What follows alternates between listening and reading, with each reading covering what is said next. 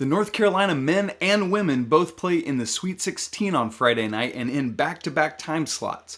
Tough matchups, but huge opportunities for both programs trying to take the next step forward on the biggest national stage. What's it going to take for both to move on to the Elite Eight? I've got my Four Corners game preview for both teams coming up. Plus, I've got a Friday frustration, and surprise, surprise, it's with the NCAA and how they handle referees. But good news, I've got a solution and I'm going to share it with you. All of that coming up on today's episode of Locked On Tar Heels.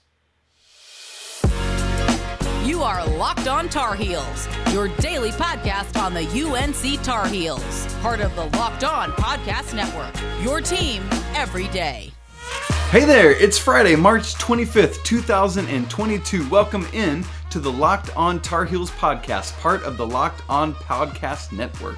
I'm Isaac Schade, your host, a Sports Illustrated beat writer for North Carolina, and I want to thank you for making Locked On Tar Heels your first listen every single day. And if you're watching on YouTube, making it your first watch every day. I want to remind you that we are free and available everywhere that you get podcasts. So go subscribe today. It's quick and easy and would mean a lot to me and to the whole show. Speaking of which, I really hope you've enjoyed the interviews we've had the past 2 days. On Wednesday's show, we had Carla Black, who is Leaky Black's mom, on to talk with us about all sorts of great stuff. On yesterday's show, we had Jesse Hawley, who was a 2005 national champion on Roy Williams' second ever team and first national championship team. He now does a lot of work for the Dallas Cowboys, whom he played for after his time at Carolina, hosting pre- and post-game, as well as podcasts. If you missed either or both of those, I'd really encourage you to stop right now, go back and listen or watch them on your podcast platform or on YouTube.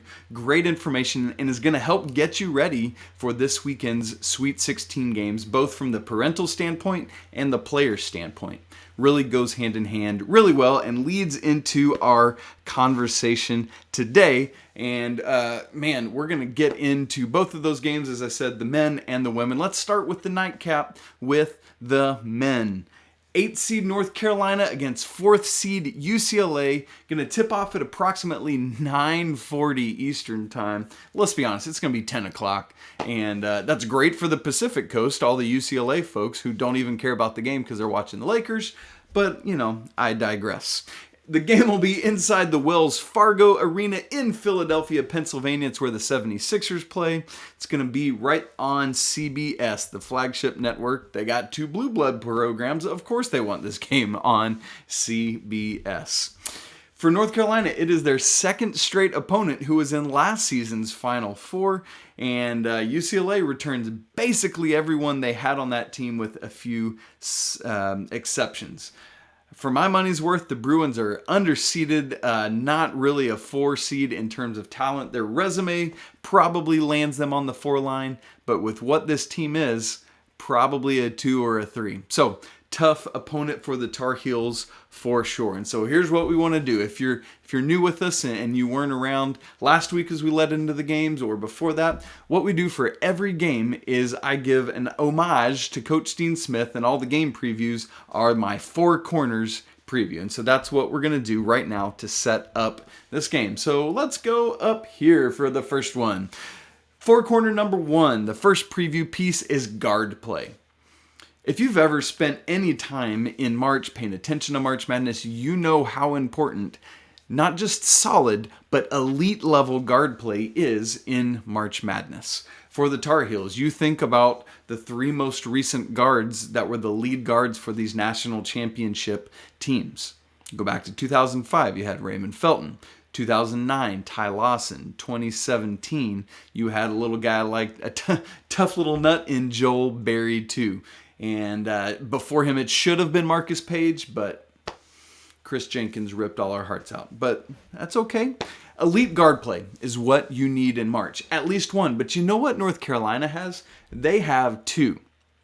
Now, not both Caleb Love and RJ Davis are elite at the same time on any given night, but you can just about bet that at least one of the 2 of them is going to be an elite scorer on any given night, and that the one who is not scoring is probably going to do a good job of dishing out assists. Think about the Marquette game last Thursday. Caleb Love is the one that's scoring, right? Start off very hot from three, reining it in. Meanwhile, homeboy RJ Davis is dishing out a career-high 12 assists and just 1 turnover. Then, against Baylor on Saturday, Caleb Love is struggling to shoot the ball, but RJ Davis drops 30 points. So, between these two elite guards, you have to hope that you have a lot of success there. Plus, don't forget that Leaky Black has been pushed into point guard duty multiple times earlier in his Carolina career. So you've got these 3 solid ball handlers that can really help you out, and that is going to be a huge plus. Already has been and will continue to be for as long as the Tar Heels are in the tournament. And this is going to be very important against UCLA. Why? Because UCLA does not turn the ball over. They are 5th in the nation in turnover percentage in terms of how few possessions they turn over the basketball. What does that mean for Carolina? It means that they have to value the basketball because possessions, I don't know if you're aware of this, more possessions equals more shots equals more points. Hashtag deep analysis from Isaac Schade on a Friday morning. Yeah, but very, very seriously, Carolina has to value the ball, hang on to it. Against Baylor, 21 turnovers. Now, that was an outlier, certainly, right? And before that, the Tar Heels have been doing a very good job taking care of the ball lately. And so they need to return to their pre-Baylor days in terms of what they're doing with the ball. In terms of RJ Davis himself, he is coming off this huge weekend. I've already alluded to his career-high 12 assists, career-high 30 points, but that is what Carolina will need him to replicate. Oh, and by the way, even in that 30-point game, still had 6 helpers. So 18 total assists on the weekend for RJ Davis. One of the things we'll be watching with Caleb Love when we think about elite guard play is he going to be pushing or rushing himself coming off of a game where he fouled out? Like, where is his mindset going to be? Is he going to try to do too much, which he is sometimes prone to do? We'll have to wait and see on that.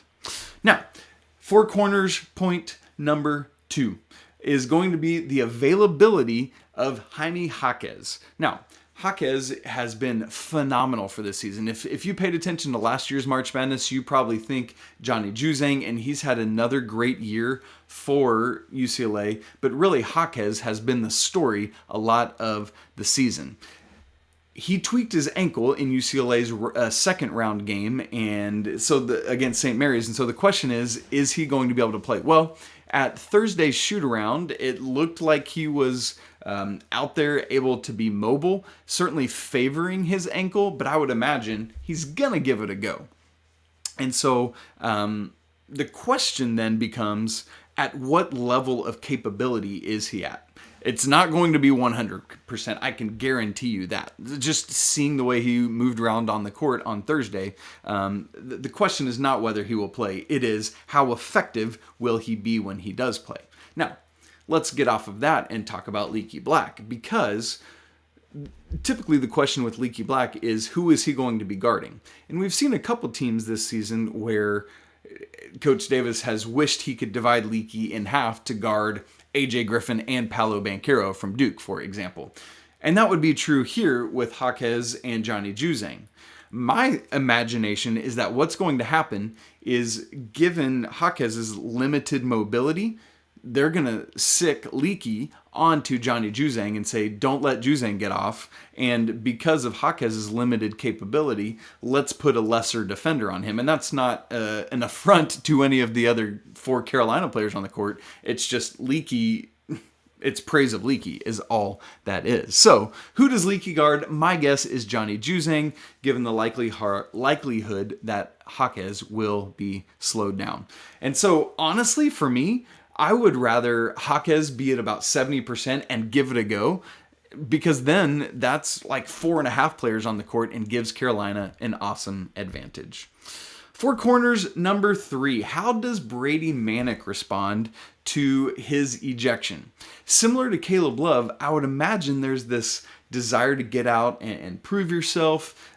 He had felt some level of, I let my guys down. I'm not out there. And so now I got to make up for that. And you could see, like, if you've ever been an athlete, you know what that is, to really want to get back out and prove what you can do. And so there might be a tendency to push as he returns. But I think the best thing that I could hope to see out of Brady Manek is just to be Brady Manek. He has been on fire. And so there's nothing extra or different he needs to do. He just needs to come out and do what he does. You want to see him get going early. That is always a good sign with Brady Manek. Against Virginia Tech in the ACC semifinals, couldn't get a shot to fall early and just never could get it going. But in these other games, in the NCAA tournament and the games before that in the ACC tournament and against Duke, found his shot early and had it going. That's what we need from Brady Manek. Also, because UCLA essentially is going to have a 4-round-1, like they've got a 6'9" guy going up against Bacot, and then it's pretty much in that middle, like Leaky black size. And so Manek should have a size advantage on offense. The question is, will he be exploited on defense? My fourth of the four corners of what I'm looking for in this game is Carolina's consistency. We know that it has been an up and down season, and the Tar Heels have struggled to build on their, when they've had success, they've struggled to build on it. Not so down the stretch. Other than the Virginia Tech game, which I'm chalking up, I said after that game, I chalked that up more to Virginia Tech and their desperation to make the NCAA tournament than to anything Carolina did poorly. Having played just the day before, having the Iron Five and not much depth, it's just a no-win scenario. But when you look at the last 5 games, it's Duke, it's Virginia in the ACC tournament, that Virginia Tech game, and then Marquette, and then Baylor. They blitzed lots of those games. They didn't blitz Duke until later, but once they beat them, it was like, yeah, that's happening. Keep in mind what happened last weekend. Carolina had double-digit leads against Marquette and Baylor less than 10 minutes into the game. Against Marquette, it took just 8 minutes and 8 seconds, double-digit lead. Against Baylor, just 7 minutes and 18 seconds, double-digit lead. Can Carolina recapture that same magic this weekend in Philadelphia against UCLA? Another part of that consistency conversation is, are they going to be tough? Are they going to fight? Not like fist fight, but can they get in there and be dudes? Can they get in there and be dogs? Take on that personality of Coach Hubert Davis, like we talked about earlier in this week. From what I've seen the last couple games, absolutely. That side of the consistency, I'm not worried about. I'm not worried about Carolina coming out and fighting, and I think that's ultimately what is going to help them in this game. You know you're going to get that consistency that we're talking about in this fourth of the four corners from Bacot, right? His 16-15 game against, or 15-16 game against Baylor was like an afterthought because it's so consistent. So I'm looking for Bacot to do what he does, get his double-double, which is awesome because it's going to tie him with Oscar Tshiebwe for the Division I lead, and Oscar Tshiebwe's sitting at home not playing anymore, so he doesn't have a chance to raise his total. And the other question of consistency I have is, will Dontrez Styles continue to build on the great best performance of his career so far that he had against Baylor? A lot of that obviously was attributed to Manek's ejection and Love's disqualification, but he has proven his athletic capability to go in and up against other athletic teams. And that's what UCLA is going to bring to the table with this essentially 4-guard lineup. And so Styles, I think, will be a pivotal factor in this game. And so we'll be on the lookout for that. So ultimately, the Tar Heels are playing with house money. UCLA is going to be an incredibly tough opponent, tough to defeat, but Carolina also has an East Coast advantage, right? They're still in the East Coast time zone, had to go up to Philadelphia. UCLA, meanwhile, is flying across the country to be in Philly, and so that factor will play in. Tar Heels just going to go out and have fun and do what they do. I know that sounds like maybe childish, but you just go out and enjoy yourselves. Who knows what can happen in this game? Believe it or not, the Tar Heels are 10-3 all time against mighty UCLA, and I know the Bruins haven't been as great lately, but think about all of the years of all those national championships and everything under Coach Wooden, and the Tar Heels are 10-3 against them. They've won the last 5 in a row and 9 of the last 10. I think they need to go out and make it 6 in a row against the Bruins. Let's do that. BetOnline has UCLA favored by 2. I'm going to go ahead and take the Heels to cover because you know what? I'm also taking the Heels straight up to win outright this game. The over-under is 141.5. Both these teams average in the mid-70s, so I'm going to take the over on that side of it. Well, that's what the men's team has in front of them. What about the women who are going to play the first game of this Tar Heel doubleheader on Friday night? How can the upstart women's team upset the number 1 team in the entire nation? It starts on the defensive end, and we're going to talk about Coach Banghart's defensive winning strategy coming up in just a moment. But first, let me tell you about Built Bar. Built Bars are a great candy bar replacement option covered in 100% real chocolate. Some of the great flavors include mint brownie, coconut, and new for this month is white chocolate shamrock. They're all delicious and new flavors are coming out all the time. At Built Bar, they're all about the taste. They make it taste delicious first, then they figure out how to make it healthy. And I don't know how, but they pull it off all the time. A typical candy bar is going to have anywhere between 200 to 300 calories, but Built Bar reins it in to just about 130, plus just 4 grams of sugar, 4 net carbs, and 17 grams of protein. That's awesome, and that's the kind of thing I want to be eating. So go to Built.com and use promo code LOCKED15, and you're going to get 15% off your next order. Again, that's promo code LOCKED15 for 15% off at Built.com. Hey, thanks again for making Locked on Tar Heels your first listen every single day. And if you're watching on YouTube again, welcome. So glad you are here. The audience on YouTube is growing incredibly rapidly. Thank you for tuning in. Go grab a friend, bring them along. Let's just continue to build this community. Subscribe, hit that button. All right, the women's team, the women's preview. They are the 5th seed, tipping off against the number 1 overall seed South Carolina Gamecocks. They've been number 1 all season long. Best team in the country. That game tips at 7 p.m. Eastern Time inside the Greensboro Coliseum, which has been a great place of refuge for the Tar Heels through the decades. So right there in Greensboro, North Carolina, coming on ESPN. So just like the men, the young women's team is basically playing with house money at this point. The number 1 overall seed, the Gamecocks, they've been number 1 all year long in the polls. So just go out, have fun, play your brand of basketball, and good things can happen. All season long, it's looked like this women's team, and to hear them talk about it, it sounds like it directly from their mouths, really legitimately, genuinely enjoy one another, and that shows up on the court, and that matters when you have to be a unit. So, the Four Corners preview for the women. We're going to skate through this one a little bit faster than the men. But first off, I think Carly Littlefield is going to be a key to this game. That's the first of the Four Corners. Why? Because the rest of the starters are sophomores, which is phenomenal news for the future of the program. But in Littlefield, you have someone with all this experience who's been around the block, who's played with Coach Banghart for years, even before Chapel Hill, and just knows what needs to happen at the highest level when things are on the line. It's her last year. She's going to want to be in and going. You know, we know Deja Kelly, Kennedy Todd-Williams, Alyssa Ustby, they're going to get theirs. I think it's going to be imperative that Littlefield has a great game and holds this team together, given all her veteran leadership. Part 2, no secret here, defense. If you watched Carolina's game against Arizona, holy smokes, this team is locked in with one another defensively, and it's going to take another of that type of effort to knock off the number 1 team in the land. And no secret either in what you got to do to shut down the number 1 team in the land. You have to take care of Aaliyah Boston, who averages a double-double for the Gamecocks, 16.4 points a game, 12.2 rebounds. You got to find a way to neutralize her. And then who knows what you can do with the other 4 players on the court to help pull off the victory. So Carolina's got to continue to be locked in defense. One of the nice things that helps with that is the third of the Four Corners preview, is that South Carolina's offense has been spinning their tires a little bit lately. Just 49 points last time out. They shot under 40% from the field as a team in 4 of their last 5 games.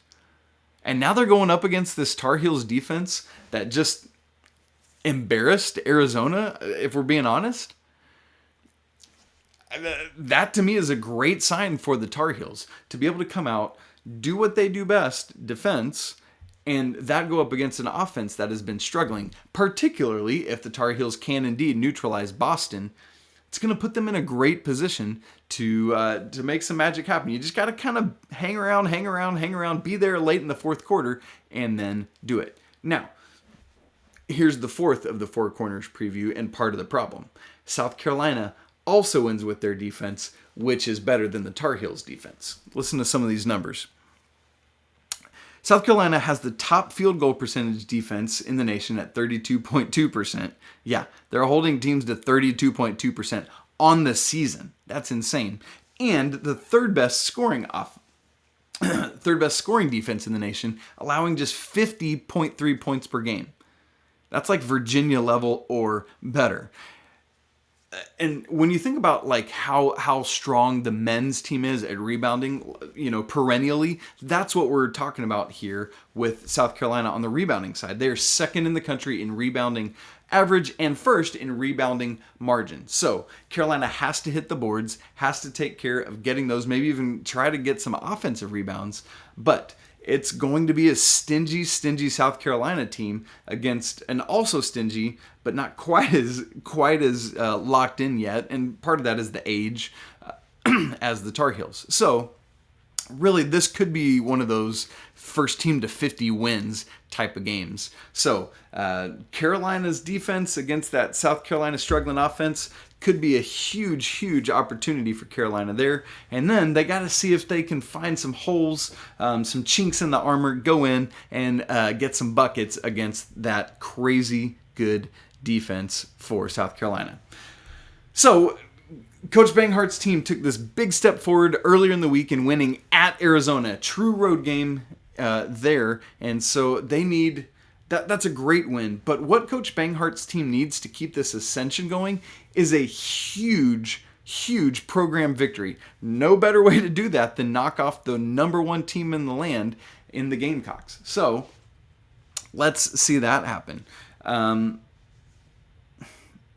That's going to help them ultimately arrive, right? They've been driving this plane up, and now they have to announce this to the nation, like we're here, we're doing it. Move over UConn, move over Baylor, everyone else, move over South Carolina. The Tar Heels are here, and they are staying. So my prediction then is that this great Carolina defense holds down South Carolina's struggling offense and does just enough against that stout, stellar South Carolina defense to pull off this huge upset, the biggest upset of the tournament, and send the Tar Heels on to the Elite Eight. If you're looking at the line, South Carolina is favored by 9.5. So I think at the very least, the Tar Heels are playing well enough where they're going to cover even if they don't win. I'm saying they're going to pull the upset, though. The over-under is set at 119.5. Honestly, I'd take the under if it was 100. Because literally, I think it's going to be first team to 50 wins. So I'm definitely taking the under in this game. Well, if you've been watching the tournament, you've seen a lot of questionable calls by referees, not just in Carolina's game against Baylor, all over. In the Gonzaga game tonight, an Arkansas player stepped like whole shoe over the end line, not called. So I found myself itching a lot to say to referees, why did you make that call? Would you explain to me the thought process here so I can at least understand where you're coming from? But we can't do that. Why? Because the NCAA won't make the refs available to anyone to interview. So, I've got a little remedy. What is it? Well, you're going to have to wait just a second on that one because first I want to tell you about Athletic Greens. Our next partner has a product I know a lot of people who use literally every day. I look forward to trying Athletic Greens myself because I want more energy and I hate trying to remember to take pills or vitamins on a daily basis. What is Athletic Greens? Well, with one delicious scoop of Athletic Greens, you're absorbing 75 high-quality vitamins, minerals, whole food source superfoods, probiotics, and adaptogens to help you start your day the right way. This special blend of ingredients supports your gut health the right way, your nervous system, your immune system, your energy, and more. One of the things I love is that Athletic Greens is lifestyle friendly, whatever your diet. Keto, paleo, vegan, dairy-free, or gluten-free. It works with all of them. Tons of people take some kind of multivitamin every day. I do. And it's important to choose one with high-quality ingredients like AG1 that your body will actually absorb. The best news is, if you want to do this, it'll cost you less than $3 a day. That's less than your coffee habit. So why not give it a go? You're investing in your health, so do it. Right now, it's time to reclaim that health and arm your immune system with convenient daily nutrition, especially here in cold and flu season. It's just one scoop of this in water every day. That's it. No need for a million different pills and all that kind of stuff to look out for your health. And in fact, to make it easy, Athletic Greens is going to give you a free 1-year supply of immune-supporting vitamin D and 5 free travel packs with your first purchase. All you have to do is visit athleticgreens.com/college. Again, that's athleticgreens.com/college to take ownership over your health and pick up the ultimate daily nutritional insurance. I also want to tell you about Bet Online, because it is that time of year again where college basketball's biggest tournament, biggest stage is happening right now. So from all the latest odds, contests, and player props, betonline.net is the #1 source for all your sports betting needs and info. For example, the Tar Heels have 25-1 odds to win the national championship. At this point, why not take a dip on that? BetOnline remains the best spot for all your sports scores, podcasts, and news this season. And it's not just basketball. BetOnline is your continued source for all your sports wagering information needs, including live betting and your favorite Vegas casino games. So head to the website today or use your mobile device to learn more about all the trends in action. BetOnline, where the game starts. Well, this last segment we're getting into today, and I'm just going to say this. I think for me it's all about, I need more transparency from referees. Plain and simple. We need better officiating. We need it to be done well. So I've been thinking a lot this week about the Brady Manek ejection. And here's what I'll say as I continue to think about it. The current model or the current rules or something in that vein is not working. And with that in mind, and because of it, the NCAA has to make changes. The problem is that the NCAA is always so reticent to make any changes ever unless they're forced to, a la NIL. They were pulled dragging and screaming into that because states all over the country started to sign into law their own bills to be able to do this. And so, friends, I give to you my Friday frustration. I need transparency from referees. The aim of referees should be to facilitate the game in a manner in which you don't even realize they're there. Let me give you this example. In aside to what I get to do with hosting this podcast and writing for Sports Illustrated, I'm also a worship minister. And so I lead songs at church from stage. And my job is not to get up there and be a rock star or, do all that stuff. My job is to facilitate the worship service in such a way that I fade into the background and it is this meeting between the people of God and God. And so I have done my best job as a leader of worship when people don't even know that I'm there because I faded into the background. And it's the exact same thing with umpires or referees or whatever it is. The only time you realize they're there is when they get in the way because they're not doing their job as well as they ought. If they're facilitating the game in a way that helps it move along swimmingly and does well, you don't even know they're there. And so that is what I need to see people do. We finish a basketball game and it's like, I don't even know who the refs were because they did such a good job facilitating the game. And I didn't see all this egregious stuff or sitting at the monitor for hours. So, point 2, if we're going to facilitate the game well, then I think the time has come where we need to have more transparency from the referees. How do we do that? We need them at press conferences after the game. Now, I know this exposes them to all sorts of scrutiny and all sorts of things of second guessing every single call. But you know what? Everyone else involved in the game on the floor has to go do that. All the players have to go sit up there, win or lose. Saturday after Baylor loss, I'm sitting in the media room, and I look through the curtains, and I see Scott Drew just standing there like this, just alone in his thoughts, trying to process what's just happened. And now he's about to have to walk up in front of us and let us all second guess everything. Why did this happen? How did this happen? Why couldn't you pull it off in overtime? Whatever it is. But so why don't the refs have to do that? Why don't they have to go through that same level of questioning as everyone else involved in the game? That makes zero sense to me. And I'm not even saying that I want it to always be like bagging on them. Like, I just would like to hear, like, what is your thought process as what are you looking for? And I know we've got guys like Gene Steratore and all this explaining it on the TV, but I want to hear it from the guys who were on the court and saw it.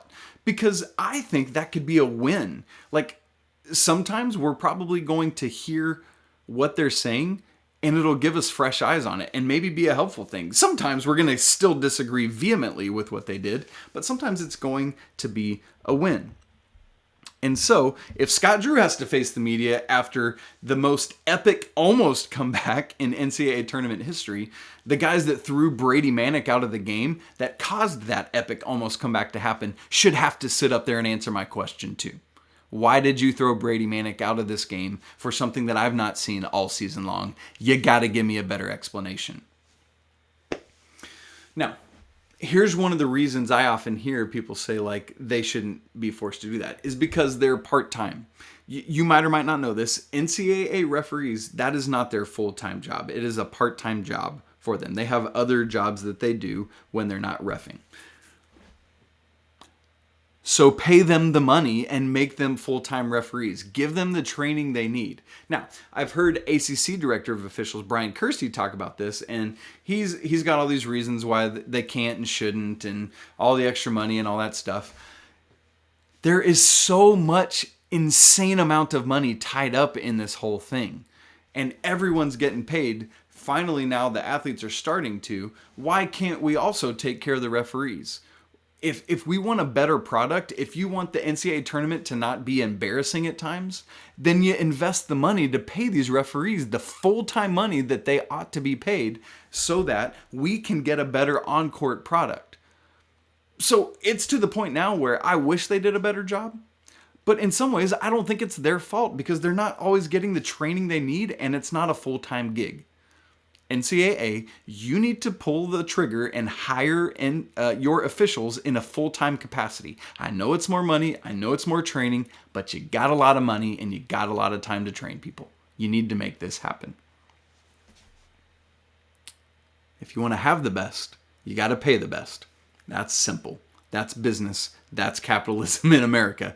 Make it happen, NCAA. You got to do better. Or you know what? It's just going to continue to erode. Your inability as an entity is already on thin ice because of everything you do. Or don't do. Pay these people their money and let's have better refs. Okay. I'm off my Friday frustration. I've given you my solution. We need full-time referees. Let's make it happen. Now I can look forward to the games tonight and be happy because that's it for today's episode of Locked On Tar Heels. Please go subscribe to the show wherever you listen to podcasts. And while you're there, would you take a minute to rate and review? 5 stars, please, would be awesome. And talk about why you love this show. Maybe ask a question that I can grab and bring on an answer on the show. I'd love you to follow the show on Twitter at Locked On Heels. Follow me on Twitter at Isaac Schade. You can see it right there below me. And if you like what you're hearing, man, come on, bring a friend. It's so fun to get to have these conversations together to talk about this school and these sports that we love and that bring us together in community. And so why not continue to build this community? Love it. So coming up on Monday's show, we're going to have a wrap up of these basketball games, hopefully 4 basketball games from the weekend, 2 from the ladies, 2 from the men. And that would mean they're both going on to the Final Four. How rad would that be? Regardless of what happens in these games, we're going to have wrap-ups on Monday. Plus, Monday is pro day for the football team. I was sent today the whole schedule for it, all the participants, and so I'll have all that to share with you on Monday. Thanks so much for making Locked On Tar Heels your first listen every single day. And now, thinking of Pro Day, I want to ask you to make Locked On NFL Draft your second listen. Ryan Tracy and former NFL cornerback Eric Crocker bring the NFL Draft to life every day with insight and analysis on college football prospects and NFL front offices. Just like all the other shows on the Locked On Network, it's free and available wherever you get your podcasts. Thank you so much for spending part of your Friday hanging out with me, talking Carolina sports, getting ready for this doubleheader on Friday night. It's going to be awesome. Go Heels. I hope you have a great rest of the weekend. Can't wait to talk to you. I'll pop out some Locked On Nows after the game, just some quick recaps, and then we'll have the full recap on Monday's show. Hopefully 2 wins tonight. And remember, regardless of the outcome, it's always a great day to be a Tar Heel. Until next time. Peace!